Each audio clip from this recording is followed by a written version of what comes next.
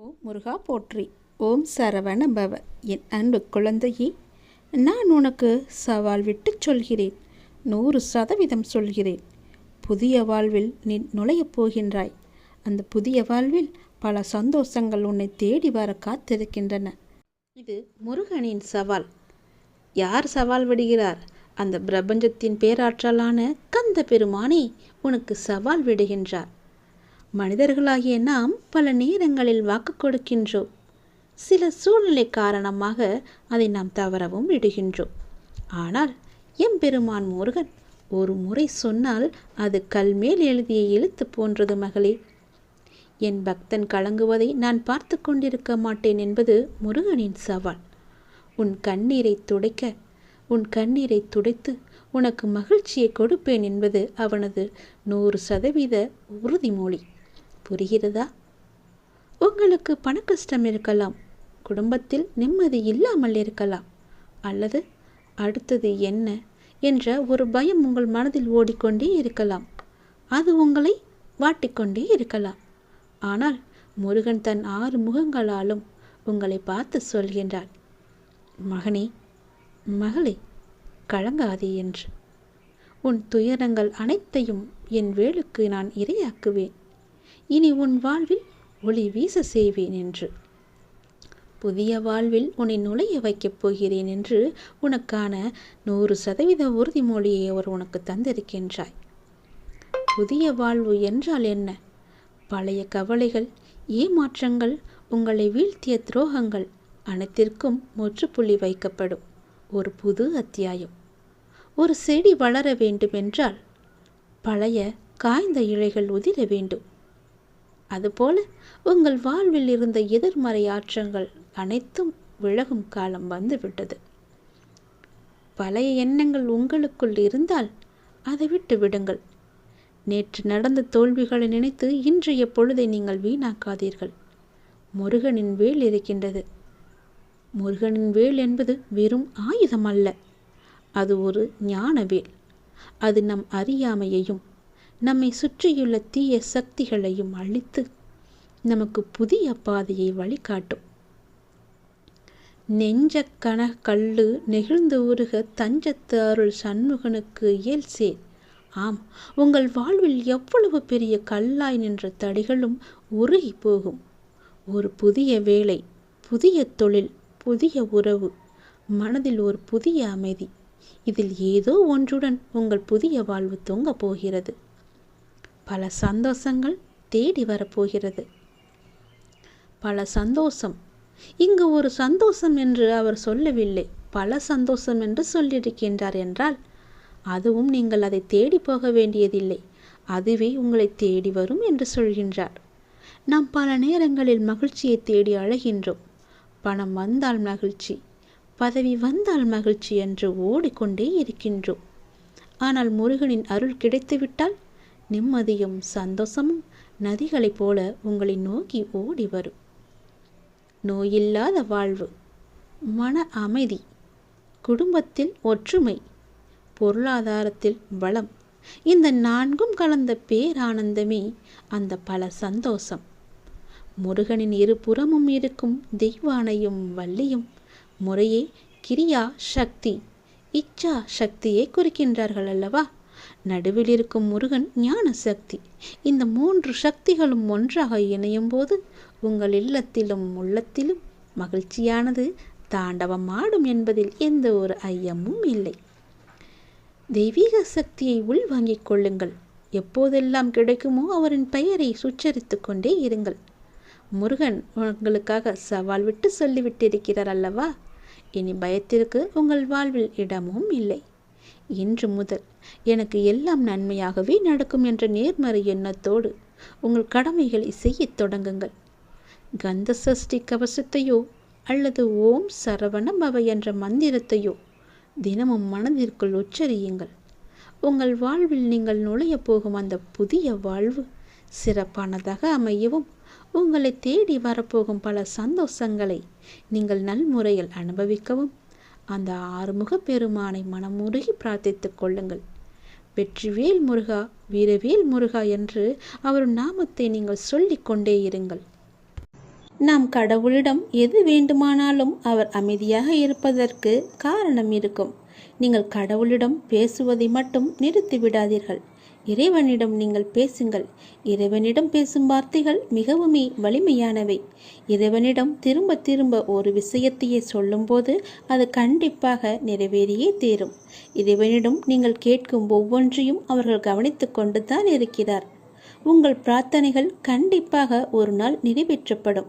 அவருடன் பேசுவதை மட்டும் நிறுத்திவிடாதீர்கள். ஒரு விஷயம் நமக்கு நடக்க வேண்டும் என்றால் இறைவனிடம் முறையிட்டு கொண்டே இருங்கள். இது நடந்தே ஆக வேண்டும், இதை சரி செய்யுங்கள் அப்பா என்று சொல்லிக் கொண்டே இருங்கள். நிச்சயமாகவே அவர் உங்கள் பிரார்த்தனையை நிறைவேற்றி தருவார். நம்பிக்கையோடு இருங்கள். அவர் தருவார் என்ற நம்பிக்கையோடு இருங்கள்.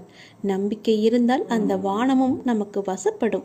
இந்த பிரபஞ்சத்தையே ஆளும் மிகப்பெரிய சக்தி உங்களது தேவைகளையும் கண்டிப்பாக நிறைவேற்றும். இறைவனால் நிறைவேற்ற முடியாத அளவிற்கு பெரிய பிரார்த்தனைகள் எதுவுமே கிடையாது. அவர்தான் அந்த பிரச்சனையை உருவாக்கியவருக்கு பிரச்சனையை தீர்க்க தெரியாதா? உங்களுக்கு தேவையானதை கண்டிப்பாக அவர் வழங்கிக் கொண்டே இருப்பார். அதை யாராலும் தடுக்க முடியாது. இதுவரை இறைவன் கொடுத்ததற்கு இனி கொடுக்க போவதற்கும் என அனைத்துக்குமே நீங்கள் நன்றி சொல்ல வேண்டும். நன்றி சொல்ல மறவாதீர்கள். உங்களை கைப்பிடித்து வழி நடத்தி கொண்டிருக்கும் சக்தியை முழுமையாக நம்புங்கள். நீங்கள் ஒருவர் மீது நம்பிக்கை வைத்திருக்கிறீர்களோ அது முழுமையான தூய மனதுடன் கூடிய நம்பிக்கையாக இருக்க வேண்டும். எது செய்தாலும் அசைக்க முடியாத நம்பிக்கையாக இருக்க வேண்டும். அப்போதுதான் அவருடைய முழுமையான லீலைகள் நமக்கு தெரிய வரும். என்றுமே அது உங்களை கைவிடாது. உங்களுக்கு வேண்டியது அனைத்தும் வாரி வழங்கும். உங்களுக்கு வேண்டிய அனைத்தையும் பெற்று நீங்களும் உங்களை சார்ந்த அனைவரும் மகிழ்ச்சியோடு வாழ்வீர்கள். அதற்கு அவரே துணையாகவும் இருப்பார். நீங்கள் செய்ய வேண்டியது எல்லாம் அவரிடம் நீங்கள் தினமும் பேசிக்கொண்டே இருப்பது மட்டும்தான். என்ன அப்பா, எப்படி இருக்கிறீர்கள் என்று ஆரம்பித்து எல்லாவற்றையுமே பேசுங்கள். எல்லாவற்றிற்கும் அவர் நிச்சயம் பதில் தருவார். ஆனால் அந்த பதிலுக்கு நீங்கள் கொஞ்சம் காலம் காத்திருக்க வேண்டும். உடனடியாக நடக்க வேண்டும் என்றால் அது நடக்காது. சிறிது காலம் பொறுமையாகத்தான் இருக்க வேண்டும். இப்போது நீங்கள் செய்ய வேண்டிய மிக முக்கியமான காரியம் என்னவென்றால், உங்களுக்கான காரியங்கள் நிறைவேறப் போகும் இந்த நாட்களில் மிக பொறுமையாக இருப்பதுதான். நீங்கள் பொறுமையுடனும் நம்பிக்கையோடும் இருப்பதுதான் அவருக்கு நீங்கள் செய்யும் வழிபாடு, தொண்டு என்று கூட வைத்துக் கொள்ளலாம். அவர் உங்களிடம் வேறு எதுவுமே கேட்கவில்லை. நான் உங்களுக்கு செய்து தருகிறேன், அதற்கு பதிலாக நீங்கள் என் மீது நம்பிக்கையும் பொறுமையாக இருங்கள் என்று சொல்கிறார். ஆர்வமும் சிந்தையும் உள்ள பக்தர்களின் விருத்தியில் நான் இருந்து கொண்டே அவர்களின் தொன்று தொட்டு இருக்கும் அடர்ந்த அஞ்ஞானமாகிய இருளை என்னுடைய கருணையினால் மிக்க ஒளியுடன் விளங்கும் விவேகம் என்னும் ஞான தீபத்தினால் முற்றும் நாசமடையும்படி நான் செய்வேன் என்று நீ உணர்ந்து கொள். நல்லது ஒன்றை அடைய வேண்டுமென்ற சிரத்தை ஒருவனுக்கு இருந்தாலே அவனிடம் இறைவன் குடிக்கொண்டிருக்கிறான் என்று பொருள். இல்லையென்றால் அவனுக்கு மேற்கொண்டு என்ன செய்ய வேண்டும் என்பது கூட தோன்றாமல் இருக்கலாம். ஆதலால் நாம் செய்யும் ஒவ்வொரு செயலின் பின்னணியிலும் இறைவன் இருக்கிறான் என்று நம்புபவனுக்கே பிரபஞ்சமும் அதன் இயக்கங்களும் ஒவ்வொன்றாக புரிய வரும். அது மட்டுமல்லாது அண்டத்தில் உள்ளதுதான் பிண்டமாகிய நம்முள்ளும் இருக்கிறது என்ற இறுதி உண்மையும் உனக்கு தெரிய வரும்.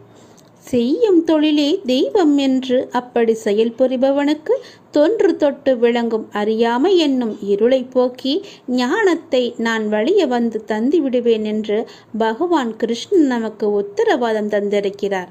அந்த ஞானம் அடைந்தவனுக்கு வேறு எந்த பாதையிலும் செல்வதற்கு தோன்றாது. அவருடைய பாதத்தையே அவர் பிடித்து கொள்வார்கள். தன்னுடைய மனப்போக்கை மாற்றுவதால் தன்னுடைய வாழ்க்கையை மாற்ற முடியும் என்று கண்டுபிடிப்புதான் என் தலைமுறையின் மாபெரும் கண்டுபிடிப்பும். எதிர்த்து சண்டையிடுவதற்கு அதிக புத்திசாலித்தனம் தேவையில்லை. புரிந்து கொண்டு விட்டு கொடுப்பதற்கு தான் அதிக புத்திசாலித்தனம் தேவைப்படுகிறது. அனுசரித்து போவதும் அமைதியாக இருப்பதும் மனித வாழ்க்கையின் நிம்மதிக்கான முக்கியமான மந்திரம். நெற்றியை காயப்படுத்துவதை விட முதுகை வளைத்துச் செல்வது எவ்வளவு நல்லது. பேசுவது திறமையல்ல, தனது பேச்சால் யாருக்கும் எந்த பாதிப்பும் வராமல் பேசுவதே திறமை. கோபத்தில் ஒரு முறை விட்ட வார்த்தைகளை மறுமுறை சரி செய்ய முடியாது. அப்படி முயன்றால் அது ஓட்டையான குடத்தில் தண்ணீர் நிரப்புவதற்கு சமம்.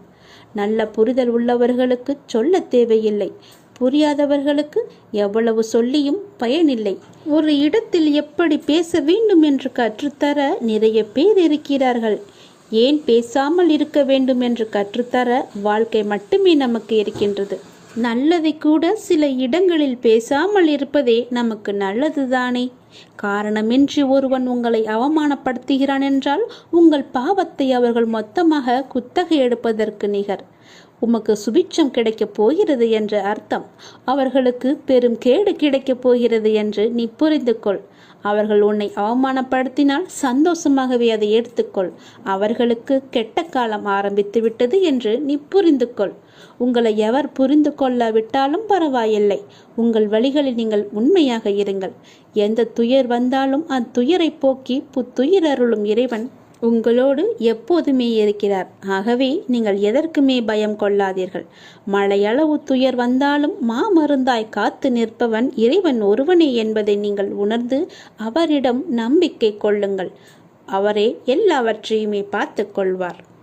மிக பெரிய ஆபத்திலிருந்து உன்னை காப்பதற்காகத்தான் இவற்றை எல்லாமே நான் சொல்கிறேன். நான் சொல்வது உன்னுடைய நலனுக்காக.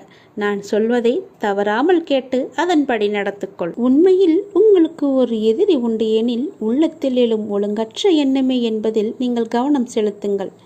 நானும் என்னை சார்ந்தவர்களும் ஆரோக்கியத்துடனும் மகிழ்ச்சியாகவும் மன நிறைவாகவும் வாழ்ந்து கொண்டிருக்கின்றோம் என்ற எண்ணத்தை மனதில் ஆழமாக விதித்து கொள்ளுங்கள். அந்த எண்ணமே அதற்கான சூழ்நிலையையும் செயலையும் தானாகவே உருவாக்கிவிடும்.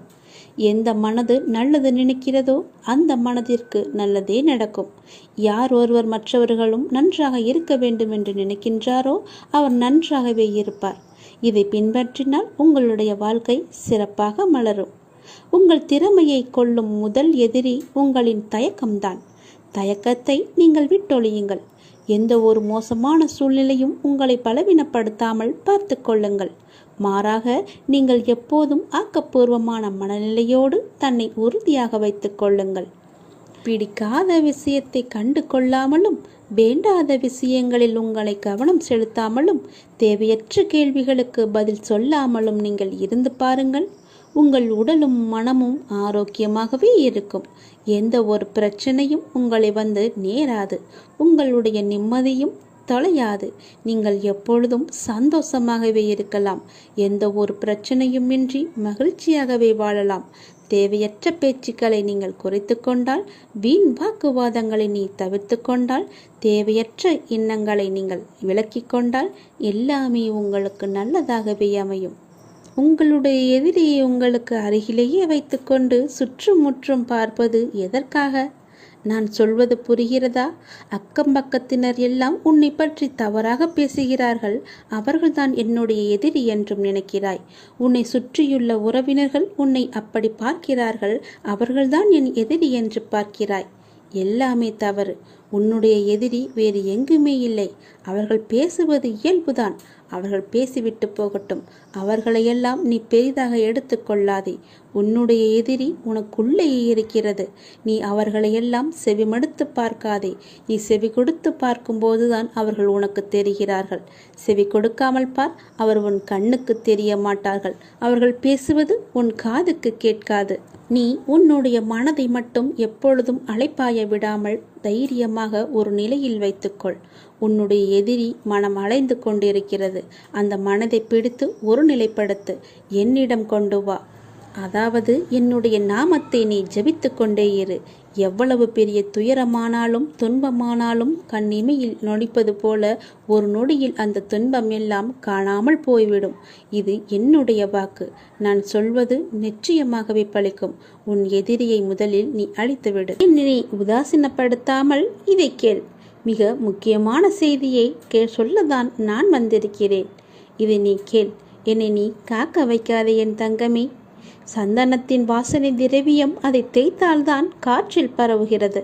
ஒரு ரத்தினத்தை வெட்டி மெருகூட்டும் போது அதன் பளபளப்பும் மதிப்புமே அதிகரிக்கும். வெடி உலைகளில் தங்கத்தின் மினுமினுப்பு அதிகரிக்கும். துன்பத் தீயில் இருந்து கண்ணீர் சிந்தும் போதுதான் மனிதன் சுத்திகரிக்கப்படுகிறான். உண்மையில் கண்ணீர் உருகிய மென்மையான இதயத்தை குறிக்கிறது.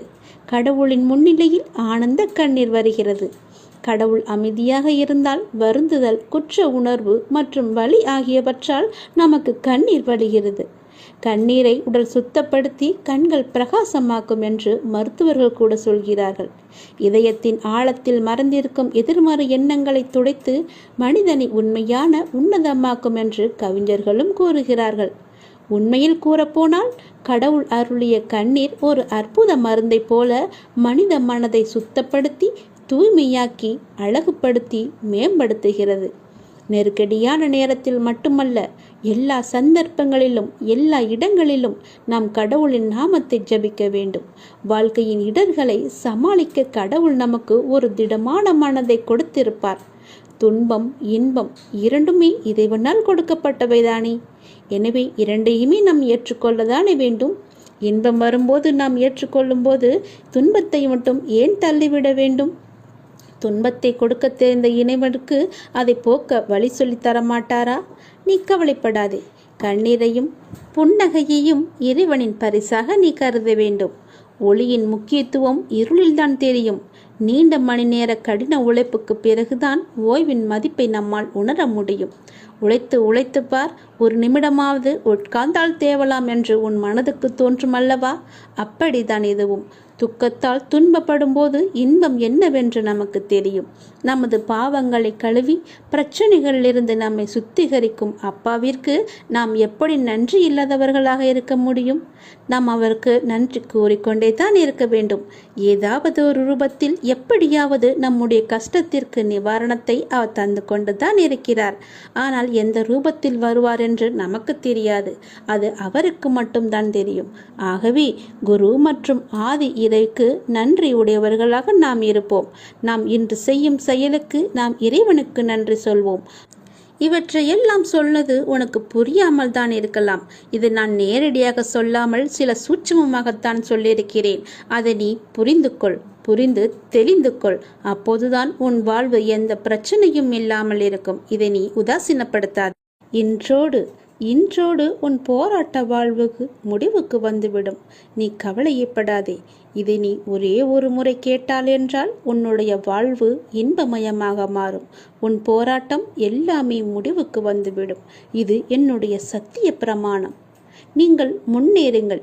கடவுள் மீதும் நம்பிக்கை வையுங்கள். உங்கள் மீதும் நம்பிக்கை வையுங்கள். எல்லாம் என் நன்மைக்கே நடக்கிறது என்று நம்பிக்கையுடன் சொல்லுங்கள். நம்பிக்கையுடன் உங்களுக்கு நீங்களே நினைவுபடுத்திக் கொள்ளுங்கள். தெய்வீக திட்டத்தில் அளவற்ற புத்திசாலித்தனம் இருக்கிறது. கடந்த காலத்தை பற்றி தொடர்ந்து யோசிக்காதீர்கள். எதிர்காலத்தை பற்றி அதிகமாக நீங்கள் கவலைப்படாதீர்கள். நடப்பது எல்லாம் நன்மையாகவே நடக்கும். அதனுடைய போக்கிலேயே நடக்கும். எதிர்காலத்தை பற்றி நினைத்து கொண்டு நிகழ்காலத்தை நீங்கள் வாழ விட்டு மறந்து விடாதீர்கள். நிகழ்காலத்திலேயே நீங்கள் வாழ்ந்து விடுங்கள். உங்கள் விதிக்கு நீங்களே சிற்பியாக இருங்கள். எப்போதும் நேர்மையாக சிந்தித்து சிறந்த சுய முயற்சியை நீங்கள் மேற்கொள்ளுங்கள். தனக்கு உதவி செய்பவர்களுக்கு கடவுள் நிச்சயம் உதவுவார். நீங்கள் நேர்மையுடன் மனதில் எந்த ஒரு தவறான குறிக்கோளும் இல்லாமல் செய்யும் முயற்சிகள் அனைத்துமே வெற்றி பெறும். எல்லா வளங்களும் தானாகவே ஒன்றின் பின் ஒன்றாக உங்களை நோக்கி வரும். உங்களுடைய துன்பத் துயரங்கள் எல்லாமே தானாகவே பனி போல ஓடிவிடும். அன்பு, பணிவு மற்றும் இரக்கத்துடன் உங்கள் வாழ்க்கையை நீங்கள் முழுமையாக வாழுங்கள். உங்கள் வாழ்க்கையை தலைச்சிறந்த படைப்பாக்குங்கள். உங்கள் வாழ்க்கையை பற்றி எல்லோரும் பேசும்படி செய்யுங்கள். அவர் எவ்வளவு கஷ்டப்பட்டு முன்னேறி வந்திருக்கிறார், அவரை போல எல்லோரும் இருக்க வேண்டும் என்று ஊரார் பேசும்படி மெய்ச்சித்து வாழ பாருங்கள். நேர்மையுடன் நீங்கள் முயற்சி செய்யுங்கள். உங்களுடைய முயற்சி எல்லாமே தானாகவே வெற்றி பெறும். அந்த வெற்றியிலிருந்து தான் உன்னுடைய வாழ்வும் வளம் பெறும். உன்னுடைய வாழ்க்கையில் பல விதமான நல்ல நல்ல மாறுதல்கள் எல்லாம் ஏற்படும். பல விதங்களில் உனக்கு எல்லாமே நல்லதாகவே நடக்கும். பல வழிகளில் உனக்கு பணமும் கிடைக்கும். அந்த வெற்றியை நோக்கி நீ சென்று கொண்டே இரு. நீ மற்றவர்களுக்கு உன்னால் முடிந்த தான தர்மங்களை செய்யும் போது கடவுள் உன்னுடனேயே தானாக வந்து விடுவார். யாரும் கேட்காத போது நீயாக சென்று உதவு. அவரின் கஷ்டம் அறிந்து அவருக்கு நீ உதவிப்பார். கடவுள் உன் கஷ்டம் அறிந்து உனக்கு உதவ முன்னோக்கி வருவார். அவரே எல்லா பிரச்சனையையும் தீர்த்து வைப்பார். உன்னால் முடிந்த உதவியை மட்டும் எல்லோருக்கும் செய்துவிடு. இன்றோடு உன் போராட்ட வாழ்வு எல்லாமே ஒரு முடிவுக்கு வரும் என்று சொன்னேன் அல்லவா? அது சத்தியமாகவே நடக்கும். என் மீது சத்தியமாகவே நடக்கும். இதை நீ ஒரு முறை கேட்டு அதன்படி நடந்து கொள். எல்லாமே உனக்காக சொல்லப்பட்டது. உன்னுடைய பிரச்சனைக்காக, தீர்வுக்காக சொல்லப்பட்டது. இதை நீ செய், நல்லது நடக்கும். நம் மனிதராக பிறந்த அனைவருக்குமே சுதந்திரம் இருக்கிறது. சுதந்திரம் என்றால் என்ன? ஒரு மனிதர் தன் இஷ்டப்படி இருப்பதும், எவருடைய கேள்விக்கும் விளக்கம் அளிக்கக்கூடாது என்பதும், தன் இஷ்டப்படி பேசுவதும், மற்றவர்களின் உணர்வுகளை கேலியாக நகைப்பதும், இதை சில மனிதர்கள் சுதந்திரம் என்று நினைக்கிறார்கள். உண்மையான சுதந்திரம் என்றால் ஒரு ஆன்மா இந்த உலகில் உயிர் வாழ நிறைய விஷயங்கள் தேவையாக இருக்கிறது. அதில் வாழும் முறை என்பது மிக முக்கியமான விஷயம். ஆன்மாவுக்கு எல்லா பக்குவங்களும் இருக்கும். ஆனால் மனித உடலில் இருக்கும் ஆன்மா வெளியில் தன்னை உணர்ந்து காட்ட மிக அதிகமான பக்குவம் தேவை. அதற்கு சுதந்திரமான முறை மட்டுமே பக்குவத்தை போதைக்கும். ஒவ்வொருவருக்கும் ஒவ்வொரு கனவுகள் இருக்கும். அதை நிறைவேற்ற தனியாக பயணிக்க நேரம், தருணம், சுதந்திரம் என்ற சிறகுகள் இருந்தால் மட்டுமே நம்மால் பயணிக்க முடியும். ஒரு குழந்தையாய் ஒரு ஆன்மா இருக்கும்போது, அது எழுந்து நடக்க பயிலும் போது பெற்றோர்கள் சொல்லிக் கொடுக்கிறார்கள். அந்த குழந்தை தன் கால்களால் முயன்று நடக்கும். அப்போது குழந்தை நடக்கட்டும் என்ற சுதந்திரத்தை கொடுப்பார்கள். அப்போது தன்னால் முயன்று எழுந்து நடக்க முடியும் என்ற எண்ணத்தில் நாளடைவில் அது இன்னும் அதிகமாக வேண்டும் என்று எண்ணுவார்கள். இதை வாங்கி தருகிறேன், அதை வாங்கி தருகிறேன் என்று கூறுவதை காட்டிலும் உன் சொந்த கால்களில் நின்று நிறைவேற்று என்று சொல்லுங்கள். உனக்கான சுதந்திரமாகவும் உனக்கான வழிகாட்டியாகவும் வருவேன் என்று எடுத்துக்காட்டாய் விளங்கும் தருணம் அது. அந்த ஆன்மா தன் சிறகுகள் மூலம் பறந்து தனக்கென்று உருவாகும் வழிகளை பார்க்கும். அப்போது நிறைய சஞ்சலங்களும் எதிர்மறை எண்ணங்களும் தோன்றும். அப்போது கலங்கரை விளக்கமாயிருக்க சில பக்குவப்பட்ட ஆன்மாக்கள் உங்களுக்கு வழிகாட்டுதல் வேண்டும். அப்படி ஒரு சமயத்தில் நீ என்னை சந்தித்தாய். ஆனால் நான் உன்னை சந்தித்து பல ஜென்மங்களாக உனக்கான தருணம் வரும் வரை உன்னிடத்தில் நான் அமைதியாக இருந்தேன். உனக்கே தெரியாமல். உனக்கென்ற ஒரு நேரமும் வந்தது. என் உயிர் குழந்தையாய் என்றுமே நீ இருந்து கொண்டே இருக்கிறாய். நீ படகில் பயணிக்கும் கடலில் என் பாதுகாப்புடன் செல்கிறாய். உனக்கென்ற சுதந்திரம், உனக்கான கனவு. அதில் உன்னை நேர்மறை சாயலில் பிரதிபலிக்கச் செய்வேன். வெற்றி என்ற ராஜ சிம்மாசனத்தில் உன் சிறகுகளை உடைத்தவர்கள் முன்னிலையில் உயர்ந்து நீ நிற்பாய். இது என்னுடைய சத்திய வாக்கு. நான் உன்னை சோதித்து பார்த்தேன். உன்னுடைய அன்பை சோதித்து பார்த்தேன். உன் பக்தியை சோதித்து பார்த்தேன். உன்னுடைய நம்பிக்கையை சோதித்து பார்த்தேன். உன்னுடைய பலம் எது, பலவீனம் எது என்ற விசுவாசத்தையும் நான் சோதித்து பார்த்தேன். உன் அன்பின் ஆழத்தை நான் புரிந்து கொண்டேன். உன் பக்தியின் தூய்மையை நான் புரிந்து கொண்டேன். உன்னுடைய பலம் மற்றும் விசுவாசத்தையும் எவ்வளவு உன்னதமானது என்பதையும் நான் அறிந்து கொண்டேன். எதற்குமே அஞ்சாதே. உன்னோடு நான் இருக்கிறேன். எல்லாமே நலம் பெறும். என்னை கீழே தள்ளி அள வைத்து வேடிக்கை பார்த்தவர்கள் மத்தியிலே என்னை உயர வைத்து தூக்கி அழகு பார்ப்பவர்தான் என்ன நம்பிக்கை வைத்திருக்கிறாய். நான் சொல்வதை எல்லாமே கேட்டுக்கொண்டுதான் இருந்தாய். ஆனால் இப்போது சமீப காலமாக என்னை நீ அலட்சியப்படுத்தினாய். அன்றே கூறினேன், நீ அலட்சியம் செய்தாய். இன்றாவது நீ கேட்பாய் என்று நான் உனக்கு வந்திருக்கிறேன் உன்னிடம் ஒரு செய்தி சொல்ல. இது உனக்கான கடைசி வாய்ப்பு. நான் சொல்வதை கேள். தேவையின்றி அச்சம், பயம், பதற்றம் அடைவதை விட்டுவிட்டு உங்களையும் உங்களை சார்ந்தவர்களையும் சமூகத்தையும் மகிழ்வோடு வைத்திருங்கள். சிலர் எப்போதாவது பதற்றமும் பயமும் அடைகின்றனர். சிலர் அனைத்து விஷயத்திலுமே பதற்றம் அடைகின்றனர். ஆக மொத்தத்தில் இந்த பயம், அச்சம், பதற்றம் ஆகியவை எல்லாமே நம்மை கீழே இழுக்கும் சக்திகளாகவே எப்போதுமே இருந்து வருகிறது. பயமான அல்லது இக்கட்டான சூழ்நிலைகள் இருக்கும்போது நாம் எல்லோருமே பதற்றம் அடைந்திருப்போம். இது இயற்கைதான். அதே சூழ்நிலைகள் நமக்கு பழகும் போதோ, மாறும் போதோ, அல்லது அதிலிருந்து விலகும் போதோ பதற்றமும் பயமும் நம்மை விட்டு போய்விடுகிறது. இக்கட்டான சூழ்நிலையிலிருந்து விலகிய பின்னும் பதற்றம் தொடர்ந்தே நீடித்தால், சட்டென காரணமில்லாமல் ஏற்பட்டாலோ, அல்லது அதன் வீரியம் அதிகரித்தாலோ, அல்லது அன்றாட வாழ்க்கை முறையில் பெருமளவில் பாதித்து உடல் மன நலக்கேடுகளை விளைவிக்கிறது. இருந்த போதிலும் ஓரளவு பதற்றம் நல்லதுதான். நமக்கு அன்றாட வாழ்க்கைக்கும் அவசியமானதும் கூட. இது எதிர்பாராத விபத்திலிருந்தோ தாக்குதலிலிருந்தோ நம்மை காப்பாற்றுவது மட்டுமின்றி கவனத்துடன் இருக்க செய்து வேலைகளை திறம்பட செய்ய உதவுவதுடன் சிக்கல்களை சமாளிக்க தூண்டுகோலாகவும் இது இருக்கிறது. ஆனால் எல்லா நேரமும் பதற்றமாக இருக்கும்போது உடல் மன அளவில் பல உபாதைகளை ஏற்படுத்தும் வாய்ப்பும் அதிகமாகவே இருக்கும். எப்பொழுதும் கவலையுடன் இருந்தால் கவனம் செலுத்துவதில் சிரமம் ஏற்படும். எளிதில் எரிச்சல் அடைவது, மன சோர்வு போன்ற மன சிக்கல்களும் ஏற்படும். பதற்றம் காரணமாக வரும் உடல் மன உபாதைகள் எல்லாம் வேறு சில நோய்களுக்கும் பொதுவானவையாகவே மாறிவிடும். எனவே பதற்றம் காரணமாக இந்த உடல் சிக்கல்கள் வரும்போது வேறு ஏதோ நோய் வந்துவிட்டதாக தவறாக கணிக்கக்கூடாது. பதட்டம் என்பது ஒரு மனநோய் என்று. ஆனால் அதை தொடக்கத்திலேயே நாம் கிள்ளி எறிய மறுத்தால் அது மனநோய்க்கு வித்தாகிவிடக்கூடும். உடல் அளவிலும் மனதளவிலும் ஏற்படும் பதற்றத்தின் அறிகுறிகள் எந்த விதமான சூழ்நிலையில் ஏற்படுகிறது, எவ்வளவு நேரம் நீடிக்கிறது, எப்படி சரியாகிறது என்பதில் கவனம் செலுத்த வேண்டும். எப்பொழுதும் தளர்வு நிலையில் இருப்பது, உங்களுக்கு ஏற்படும் மன உளைச்சல், மன அழுத்தத்தின் காரணம் அறிந்து திறம்பட சமாளிப்பது பதற்றத்தை சரி செய்ய உதவும். மெல்லிய இசையை ஒலிக்கவிட்டு கண்களை மூடி இசையினையும் உங்கள் சுவாசத்தையும் மட்டும் கவனித்தவாறு அமர்ந்திருங்கள். நடைப்பயிற்சி, உடற்பயிற்சி, விளையாட்டு, யோகா போன்றவற்றையும் பதற்றம் தணிக்க பெருமுதவும் காரணிகளாக இருக்கிறது. மிகையாக நகைச்சுவை நூல்கள், தன்னம்பிக்கை அளிக்கும் நூல்கள், பொது அறிவை மேம்படுத்தும் நூல்கள் அல்லது இவை தொடர்பான வலைத்தளங்களை நீங்கள் பார்வையிடுங்கள். பதற்றம் தொடர்ந்து அதிகமாக இருந்தால் நீங்கள் மருத்துவரை சென்று அணுகக்கூட நேரிடும். மருத்துவர்கள் தவிர மனதத்துவ மருத்துவரையும் அணுகி ஆலோசனை பெறுங்கள். இல்லையென்றால் நான் சொல்வதை நீங்கள் கேட்டு அதன்படி நடந்து கொள்ளுங்கள். என்னை நீ அலட்சியம் செய்கிறாய், அதனால்தான் இவ்வளவும் உனக்கு. இன்றாவது நீ கேள், நான் சொல்வது போல செய். இதுதான் உனக்கான கடைசி வாய்ப்பாக நான் சொல்கிறேன்.